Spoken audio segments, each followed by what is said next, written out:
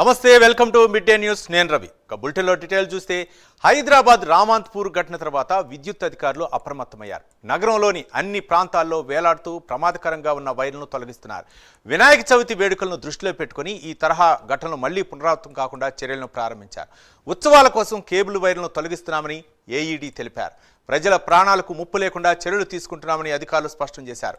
అవసరమైతే అన్ని స్తంభాల పరిశీలన చేపట్టి ప్రమాదకరమైన లైన్లు పూర్తిగా తొలగించనున్నట్లు అధికారులు ప్రకటించారు.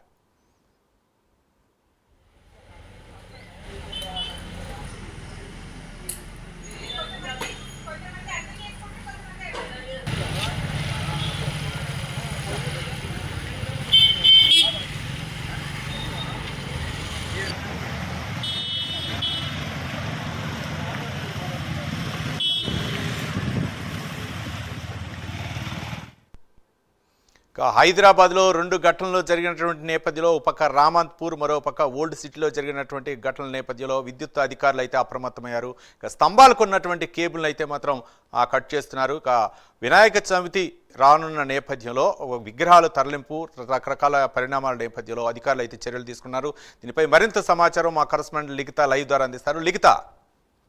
రైట్ రవి, ఇప్పటికే రామాంతపూర్లో జరిగిన ఘటన ఏదైతే ఉందో నిజంగా చాలా దారుణమనే చెప్పుకోవచ్చు. అప్పటిదాకా చాలా సంతోషంగా సందడిగా ఉత్సవాల్లో పాల్గొన్న ప్రతి ఒక్కరు కూడా ఎంతో హ్యాపీగా ఉన్నారు. కానీ ఒక్కసారి కళ్ళు మూసి తెరిచేలోపు ఈ కరెంట్ షాక్ తగలడం కావచ్చు, అందులో స్పాట్లో ఒక 5గురు మరణించడం, మరొకరు కూడా ఇప్పటికే మరో 3 కూడా ఇప్పటికే వారు ప్రాణాలతో కొట్టుమిట్టాడుతున్నారని చెప్పుకోవచ్చు. కొన్న ప్రాణాలతో ఉన్న పరిస్థితి. ఇదే విధంగా అటు అంబర్పేటలోను ఇటు బండ్లగూడలోను 2 ప్రాంతాల్లో కూడా సేమ్ ఇలాంటి ఘటనలే జరగడంతో అప్రమత్తమైన ఆ యొక్క విద్యుత్ అధికారులు వెంటనే ఈ విద్యుత్ తీగలు ఏవైతే ఉన్నాయో కేబుల్ లైన్స్ అన్నిటిని కూడా కట్ చేస్తున్నారు. దీనివల్ల కొంతవరకు ప్రసారాలకు ఇబ్బంది కలుగుతుంది. ఈ పరిస్థితి ముందుగానే ఏదైతే ఈ యొక్క వినాయక విగ్రహాల తరలింపు జరిగింది, ఆ తర్వాత ప్రమాదాలు జరుగుతున్నాయో అప్పుడు కాకుండా ముందే ఈ స్థానికులు ఏదైతే ఇక్కడ ఇట్లాంటి ప్రమాదకరమైన లైన్లు ఉన్నాయి కొంత చూడండి, ఇంతకుముందు కూడా మాకు చాలా ఇబ్బంది అయింది, ఏదైతే ఈ బోనాల సమయంలో కావచ్చు, ఇతరత్ర పండుగల సమయంలో కావచ్చు, ఊరేగింపులు జరుగుతున్న సమయంలో కావచ్చు, చాలాసార్లు మేము ఇబ్బంది పడుతున్నామంటూ రామాంతపూర్ ప్రజలైతే చెప్పిన పరిస్థితి కనిపిస్తుంది. అక్కడి ప్రాంత స్థానికులను అడిగినప్పుడు ఎన్నోసార్లు మేము కంప్లైంట్ ఇచ్చాం కానీ విద్యుత్ అధికారులు ఏమాత్రం కూడా దీనిపైన పట్టించుకున్న పరిస్థితి లేదు అంటూ కూడా వాళ్ళు చెప్పారు. అదే తరహాలో ఇప్పుడు బండ్లగూడలో కూడా ఓ సంఘటన జరిగింది.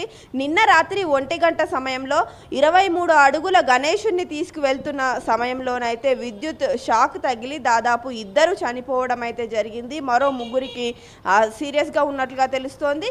మరో ఏరియాలో కూడా అంబర్పేట లాంటి ప్రాంతాల్లో కూడా ఇదే తరహా పరిస్థితి. నగరంలో చూసుకున్నట్లయితే కొంతవరకు ఇరికిరికి ఇండ్లు ఉండడం కావచ్చు, ఒక్క ఇంటికి సంబంధించి దాదాపు 100 కేబుళ్ళు అనేటివి ఒక స్తంభానికి ఉంటున్న పరిస్థితి. అంటే ఆ లైన్ ఏదైతే ఉందో పూర్తి స్థాయిలో అక్కడ ఉన్న ప్రాంతాల్లోని ఇండ్లు కావచ్చు లేదా ఆఫీసులు కావచ్చు చాలా ఎక్కువగా ఉంటాయి. ఆ ప్రాంతాల్లో కేబుల్ లైన్స్ కూడా ఒక స్తంభాన్ని చూస్తే అసలు అది అక్కడ స్తంభం ఉంది అనే విషయం కూడా కనిపించదు, అంత దారుణమైన పరిస్థితుల్లో ఉంటాయి.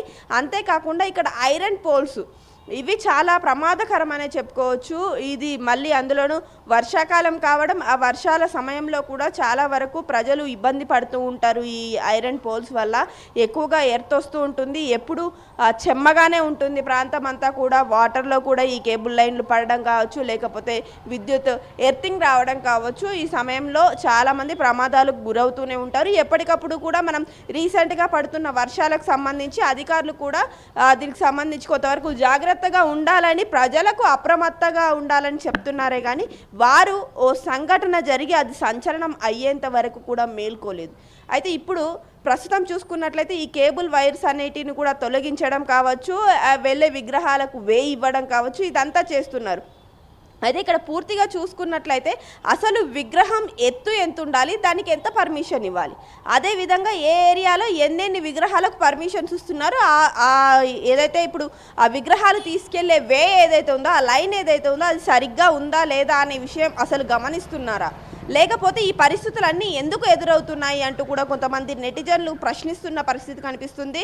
ఇన్ని ప్రమాదాలు జరిగిన తర్వాతనైనా మేల్కొన్నారు, కొంచెం ముందుగా మేల్కొని ఉంటే ఈరోజు ఎవరైతే తమ బిడ్డల్ని కోల్పోయారో ఆ కుటుంబాలకు ఇంత పెద్ద కడుపు కోత ఉండేది కాదు అంటూ కూడా కామెంట్లు చేస్తున్న పరిస్థితి కనిపిస్తుంది. అయితే కొన్ని ప్రాంతాల్లో జరిగిన ఈ ప్రమాదాలు ఏవైతే ఉన్నాయో వాటికి పూర్తి స్థాయిలో మాకు ఎలాంటి సంబంధం లేదు అంటూ చెప్తున్న నిర్లక్ష్య ధోరణి ఏదైతే ఉందో దీనికి సంబంధించి కూడా కొంతవరకు నెగిటివిటీని అయితే ఎదుర్కొంటున్నారు. పూర్తి స్థాయిలో ఈ ఏదైతే స్తంభాలు ఉన్నాయో వాటికి సంబంధించి ఈ ఐరన్ పోల్స్ ఎక్కడెక్కడైతే ఉన్నాయో అక్కడ పూర్తి స్థాయిలో జాగ్రత్తలు అనేటివి తీసుకోవాలి. ఎప్పటికప్పుడు కూడా విద్యుత్ అధికారులు అక్కడికి వెళ్ళి మానిటర్ చేయడం, అదేవిధంగా ఈ ఐరన్ పోల్స్ ఉన్న చోట చుట్టూ కంచె వేయడమో లేకపోతే దానికి సంబంధించి కింద వాటర్లో ఆనకుండా ఏదైనా ఒక సిమెంట్తో ఏదైనా కట్టడమో ఇట్లాంటివి ఏవైనా చేయాలంటూ కూడా ఆ ప్రజలు కోరుకుంటున్న పరిస్థితి అయితే కనిపిస్తుంది. రవి, లిఖిత, అంటే చాలా సందర్భాల్లో చూసాం, అంటే అధికారులు మొద్దు నీడ ఇంకా వేడలేదు అనేటటువంటి ఆరోపణలు ప్రజల నుంచి వస్తున్నాయి. ఈ నేపథ్యంలో ఈ ఘటన జరిగిన ఇప్పటి వరకు కూడా దాదాపు 9 మంది అయితే మృత్యువాత పడినట్టు తెలుస్తుంది. ఈ కృష్ణాష్టమి వేడుకలు అవ్వచ్చు, లేకపోతే వినాయక విగ్రహం తరలిస్తున్నట్టు నేపథ్యంలో ఇప్పటికైనా సరే అధికారులు మొద్దు నిద్ర వీడి నివాస స్థలాల్లో ఎన్ని ఫీట్ల హైట్లో విద్యుత్ తీగలు ఉండాలి, ముఖ్యంగా హై టెన్షన్ వైర్లు అవ్వచ్చు, వాటన్నిటికి కూడా ఏమైనా జాగ్రత్త చర్యలు చేపట్టే అవకాశాలు ఉన్నాయా, ప్రజల్ని అప్రమత్తం చేసే అవకాశాలు ఉన్నాయా అనుకోవచ్చా? ఖచ్చితంగా ఇప్పుడు ప్రస్తుతం చూసుకున్నట్లయితే డెఫినెట్గా విద్యుత్ అధికారులు మేల్కొన్నారు. ఎందుకంటే పూర్తి స్థాయిలో ఇదంతా కూడా వాళ్ళపైనే పడుతుంది. ఏదైతే ప్రమాదం జరిగిన ప్రతిసారి రీసెంట్గా మనం రామంతపూర్ ఘటన చూసుకున్నా, ఇటు బండ్లగూడ ఘటన చూసుకున్నా, ప్రజలంతా కూడా ఇది పూర్తి స్థాయిలో విద్యుత్ అధికారుల నిర్లక్ష్యం వల్లనే జరుగుతుంది. విగ్రహాలు తీసుకెళ్లే సమయం అయింది. సో దీనివల్ల చాలా వరకు ఇబ్బందులు ఎదుర్కొంటున్నామంటూ కూడా స్థానికులు పదే పదే అధికారులకు చెప్పాము అని కూడా చెప్తున్న పరిస్థితి కనిపిస్తుంది. ఆ సమయంలో పట్టించుకోలేదు.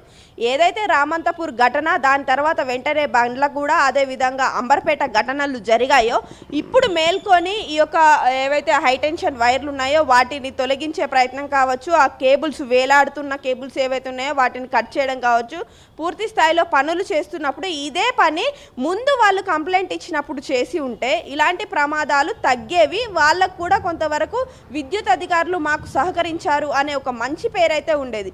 కానీ ఇప్పుడు పూర్తిసారిగా చేతులు కాలినాక ఆకులు పట్టుకున్న తీరులోనైతే ప్రస్తుతము పనులు అయితే జరుగుతున్నాయి. ఏది ఏమైనప్పటికీ కూడా ఈ యొక్క విగ్రహాల ఎత్తు విషయంలో కూడా పర్మిషన్స్ ఇచ్చేటప్పుడు కొంతవరకు అధికారులు కూడా చూసుకొని ఇవ్వాలి. అదేవిధంగా ఎక్కడెక్కడైతే విగ్రహాలు ఏర్పాటు చేస్తున్నారో అక్కడ పూర్తి స్థాయిలో అధికారులు, ఇటు విద్యుత్ అధికారులు కావచ్చు, అటు ల్యాండ్ ఆర్డర్ అధికారులు కావచ్చు, జీహెచ్ఎంసీ కావచ్చు, పూర్తి స్థాయిలో ఆ ఏర్పాట్లు ఏ విధంగా ఉంటున్నాయి, అక్కడ ఏ విగ్రహాలకు పర్మిషన్స్ ఇస్తున్నాము, ఈ విగ్రహాలు ఎంత ఎత్తున ఉండాలి, దానికి వేసే యొక్క ఏదైతే టెంట్ ఉంటుందో ఆ టెంట్కు సంబంధించి కూడా స్వామివారికి ఏర్పాటు చేసే ఆ టెంట్కు సంబంధించి కూడా పూర్తి స్థాయిగా ఎంత మెజర్మెంట్స్లో ఉండాలి అనేది కూడా కొంచెం చూసుకోవాలి అంటూ కూడా చెప్తున్న పరిస్థితి. అట్లాంటి జాగ్రత్తలు కనుక తీసుకుంటే, షెడ్లు వేసేటప్పుడు కూడా జాగ్రత్తలు తీసుకుంటే ఏ ప్రమాదం జరగదు. అది పూర్తి స్థాయిలో వినాయక నవరాత్రులు మొదలైన దగ్గర నుండి మొదలు పెడితే నిమజ్జనం వరకు కూడా కొంతవరకు జాగ్రత్తగా ఉండాలి, అప్రమత్తంగా ఉండాలంటూ కూడా చెప్తున్న పరిస్థితులు ఇక్కడ నెలకొన్నాయి. Right, thank you Likhita.